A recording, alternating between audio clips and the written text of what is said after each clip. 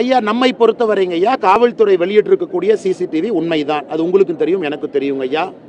அதில் வந்திருக்கக்கூடிய புகைப்படத்தில் இருக்கக்கூடியவங்களை அவங்க ஐடென்டிஃபை பண்ணி இவங்க தான் குற்றவாளின்னு சொல்லியிருக்காங்க. அதுவும் உண்மைதான், அதுவும் மறுக்கிறதுக்கு எது இல்லை.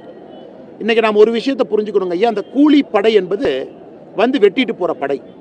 இந்த கூலிப்படையை ஏவி விட்டது யார்?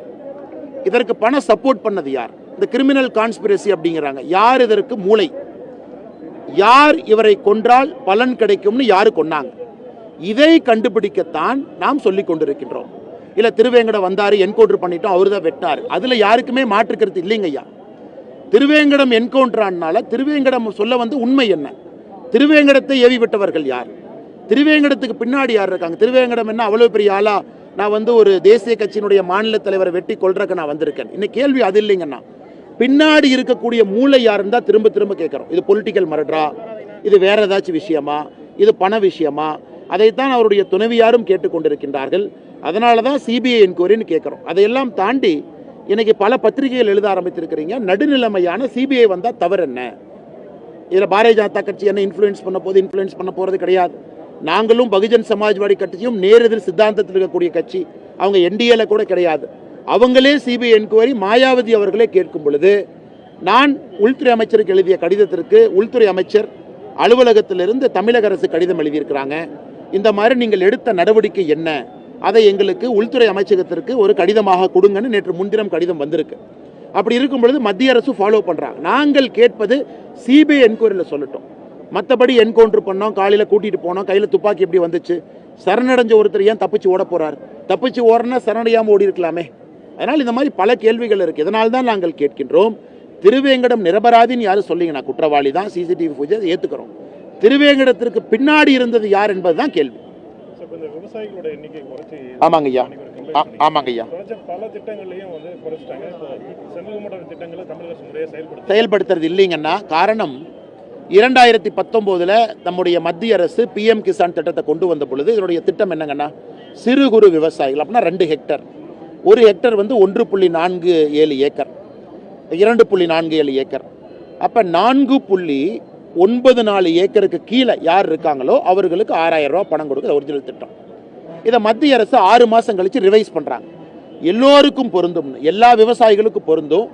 நீங்கள் எவ்வளோ லேண்டு வச்சுருந்தால் 6000 ரூபா வரும். அதுக்கு மத்திய அரசு ஒரு கண்டிஷன் போட்டாங்க.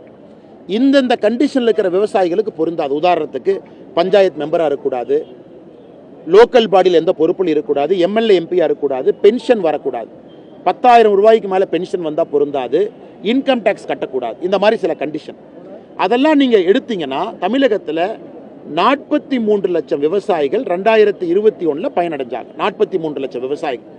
இன்னைக்கு அது 21 லட்சம் விவசாயிகளாக வந்திருக்கு. நாங்கள் கேட்பது, தமிழக அரசு 2015-16 தமிழக அரசு ஒரு புள்ளி விவரம் கொடுத்தாங்க. தமிழகத்தில் விவசாயிகள் அப்படின்னா, உதாரணத்துக்கு அண்ணாமலை ஒரு விவசாயினா என் பேரில் பட்டாச்சிட்டா இருக்கா? தமிழகத்தில் 79,38,000 பேர் அந்த மாதிரி இருக்காங்க. 79.38 79,38,000 விவசாயிகள். அதில் இந்த கேட்டகரியில் யார் வர்றாங்கன்னா, தமிழக அரசே 39 லட்சம் சொன்னாங்க. 39 லட்சம் பேர் சிறு குறு விவசாயிகளாக இருக்கிறாங்க. அப்படின்னா லேண்ட் ஹோல்டிங் பிலோ 5 ஏக்கர். அதில் முக்கியமானது 43 லட்சம் பேர் பயன்பட்டாங்க. ஏன்னா காரணம், மத்திய அரசு எக்ஸ்பேண்ட் பண்ணிட்டாங்க. இன்னைக்கு அது 21 லட்சமாக குறைஞ்சிருக்கு. எப்படி குறைஞ்சிச்சு? மத்திய அரசு குறைக்கல. இப்போ இதுக்கு முன்னாடி 7 லட்சம் பேர்த்த போலி விவசாயிகளை இவங்களே 2018 அப்போ இருந்த ஆட்சி, அப்போ இருந்த அரசு அதிகாரிகள் தவறு செஞ்சு அரசு அதிகாரிகள் மாட்டினாங்க. உங்களுக்கு தெரியும், 7 லட்சம் விவசாயியே இல்லை, இவங்களே பட்டாச்சிட்டா தயார் பண்ணி ஆதார் கார்டை தயார் பண்ணி கலெக்டர் ஆஃபீஸில் ஆட் பண்ணிட்டாங்க. 7 லட்சம் பேர்த்த நீக்கினாங்க. இன்னைக்கு தமிழக அரசு விளக்கம் கொடுக்கணும். 43 லட்சத்திலிருந்து 21 லட்சம் வந்திருக்குன்னா 22 லட்சம் பேர் யார், எதுக்காக நீக்கினீங்க, என்ன காரணம்? கம்பைன்டு கூட்டுப்பட்டாவும் அலோடுன்னு மத்திய அரசு சொன்ன பிறகு இவர்கள் விதண்டாவாதமாக 100% மத்திய அரசினுடைய திட்டம் கெட்ட பேர் எங்களுக்கு வர வேண்டும் என்பதற்காக மாநில அரசு சதி செய்து நிறைய விவசாயிகளுக்கு இந்த பிஎம் கிசான் நிதி போகாம தடுக்கிறாங்க. நான் ஆதாரத்தின் அடிப்படையில் உங்கள்கிட்ட பேசுறேன், நம்பரோட பேசுறேன், பொதுவாக பேசல. ஒரு அறிக்கை விட்டு 5 நாட்கள் ஆகிறது, இன்னும் மாநில அரசு பதில் சொல்லல. அதனால்தான் 2 வாரம் நாங்கள் டைம் கொடுத்துருக்கோம். இல்லாட்டி திருச்சியில் ஆரம்பித்து தமிழகம் முழுவதுமே இந்த போராட்டத்தை எடுக்க போகிறோம். விவசாயிகள் குறை தீர்ப்பு முகாம் தமிழகத்தில் ஒரு சட்டமன்றத்துக்கு ஒரு முகாம் போட போகிறோம். நாங்களே விவசாயிகள்கிட்ட பெட்டிஷன் வாங்க போகிறோம். அதை வச்சு கலெக்டர் ஆஃபீஸில் போய் கலாட்டா பண்ணத்தான் போகிறோம். ஆனால் 23 லட்சம் 43 22 லட்சம் விவசாயிகளை நீங்கள் நீக்கி இருக்குன்னா எப்படி நான் ஏற்றுக்க முடியும்? 43 லட்சம் எங்கே இருக்குது, 21 லட்சம் எங்கே இருக்குது? இதுதான் எங்களுடைய சாரம்சமான கருத்து. அதனால் உங்கள் பத்திரிகை மூலமாக விவசாய பெருமக்கள் யாராச்சும் பார்த்தீங்கன்னா நீங்களும் இந்த உண்மையை புரிஞ்சுக்கங்க. கலெக்டர் ஆஃபீஸில் இருக்கக்கூடிய ஜேடி அக்ரிகல்ச்சரை போய் பாருங்கள். கலெக்டர் ஆஃபீஸ் அதிகாரிகளை பாருங்கள். உடனடியாக உங்களுடைய பெயரை இணைக்க பாருங்கள்.